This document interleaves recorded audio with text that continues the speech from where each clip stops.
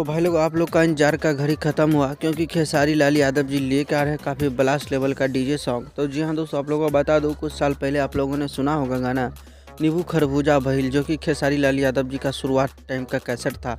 और अभी आप लोग को बता दूं खेसारी लाल यादव जी फिर से लेकर आ रहे हैं नींबू खरबूजा भइल पार्ट 2। जी हाँ दोस्तों, बता दूं ये गाने को खेसारी लाल यादव और करिश्मा कक्कर मिलके ने गाए हैं और गाना काफ़ी लाजवाब का है दोस्तों। और दोस्तों बता दूं इस गाने में जो है लिखे हैं इस गाने को कृष्णा बेदर्दी जी और इस गाने को म्यूजिक से सजाए हैं आर्या शर्मा जी। फाइनली आप लोग को बता दूं ये गाना काफ़ी ब्लास्ट लेवल का होने वाला है और इस लगन में जो है ये गाना सबसे ज़्यादा बजने वाला है, तो ये दावा ठोक के करे।